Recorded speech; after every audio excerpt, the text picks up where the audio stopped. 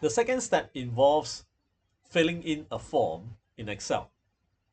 Okay, that form, so we are done with the model. We can discard this and all right, and bring this to full screen. So the second step involves filling in a form in Excel's solver. Solver is found in the data tab here. All right, and it is usually an icon to the far right hand side here. Right now you don't see it because I don't see it, and you probably don't in your own Excel because we haven't turned it on. So just as well, let me show you how to turn it on. So you go to the file options over here. All right, for older Excel like Excel 20 what 2012 2013, you might want to go to the tools under tools 2003. So under tools you have the options and then you can do this. So under options you go to add-ins. All right, and you need to look at Excel add-ins. It's already there. Click go.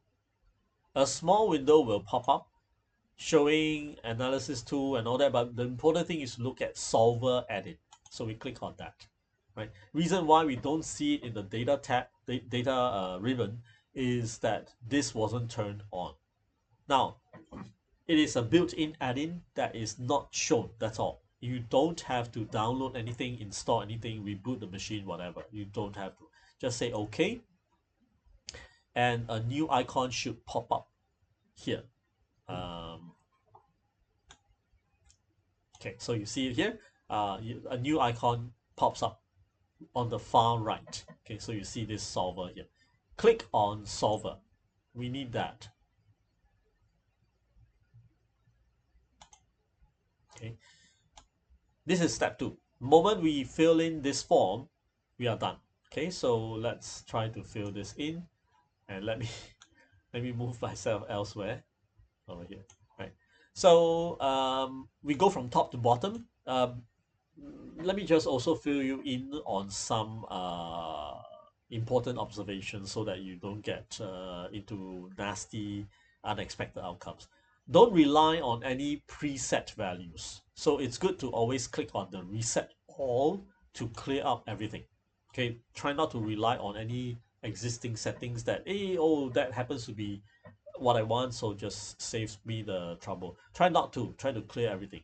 First thing first is to set objective function. That is, we click on this orange cell which contains the objective function value for our model. You can also manually type in, okay, but we can click. Next is our model says maximization, so we click max. If it's minimization, then you click min. Click on the by changing cells. Make sure your cursor is blinking in there. You can then select left click, hold, and drag across to the end of the bottom rightmost end of the yellow block. So what I do is do this. Okay, so I left click, hold the left button, drag it across. You see this zebra crossing line here showing what I've selected, and it is automatically typed into this. Okay, so this is where we tell Excel where to deposit the optimal values, optimal solution found by Excel eventually. It is not because we color it yellow. Okay, solver is colorblind. It doesn't check the color. It knows where to overwrite because we have given permission for solver to overwrite it in this by changing variable cells here. Okay, so that's important. Next, we add in a bunch of constraints. Click add, all right? And you see how easy it is because of our first step in preparing the worksheet. All we need to do is to say, let me add the first constraint. So I click here. The left-hand side is less than or equal to. It's already less than equal to, so we can take that. If it's greater equal to, you click greater equal to, right? So the right-hand side is here. And then we can click add.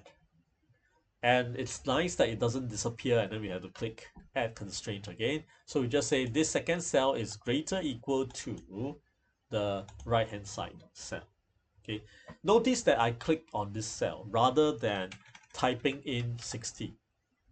So another rule of thumb, another good practice is don't hide data inside the constraint or solver window. Don't have constant values. Do have cell references like these, like G6. Point to G6, whatever is there in G6 will be used in solver. Because of doing this, in a way, we are implementing what you see is what you get. What you see is what solver gets, right? So that's good because if there's anything that's wrong, erroneous, mistakes, um, we know why, or we can see quite clearly why solver is misbehaving, right? So this helps a lot in terms of debugging the model or incorrect answers later on. So finally, let's just do a bit faster with the last constraint, right? And then we are done. Okay. Now, another thing is if we have a bunch of less than equal to, let's say if they are all less than equal to, Excel is quite, solver is quite capable of taking the left-hand side block. Well, will be cell by cell less than or equal to the right-hand side block like this. Okay, assuming it is a contiguous, that means row after another, less than equal to, then you can. But not in this case, right? Not in this case. So I'm just showing you what feature the constraint is capable of absorbing. So once we're done, we click cancel. All right. And then we have a quick check that they are there, right? So the three constraints are there. Notice that I have not been paying attention to non-negativity constraints, right? Reason is, as I mentioned in earlier sessions, that almost all LP models must or will have all the decision variables being non-negative. Almost never, unless you know exactly what you're doing, almost never will we have some decision variables allowing to be negative. So for that reason, Excel has or Solver has made it very easy for us. Just keep this tick here. Just keep it there.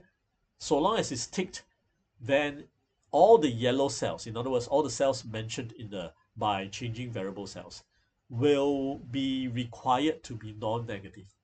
All right, so what that means is Excel will spin and search all the combinations for the yellow cells, and it will not show you any solution that contains negative values for any of the cells. Any of the cells. Finally, let's click on Simplex LP.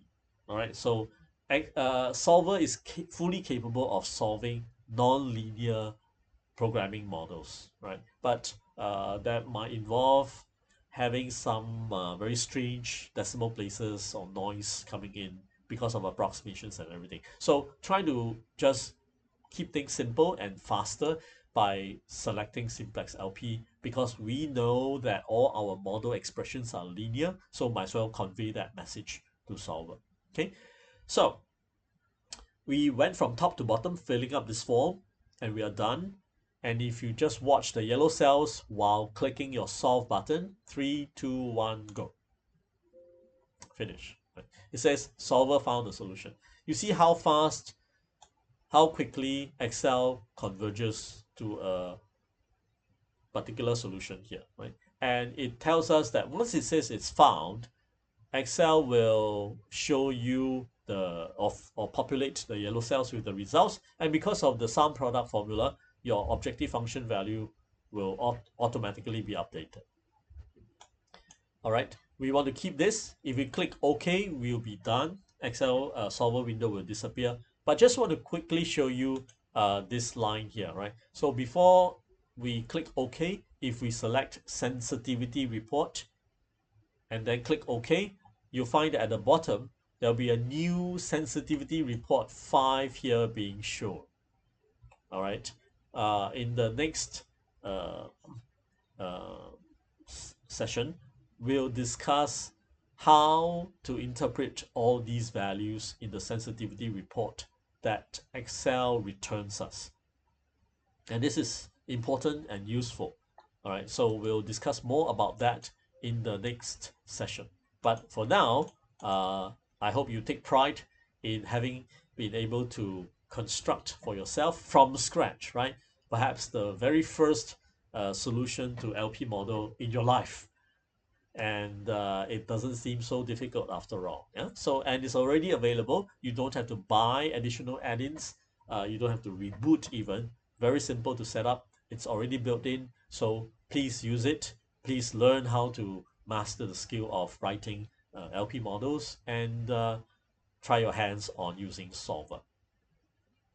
See you in the next session.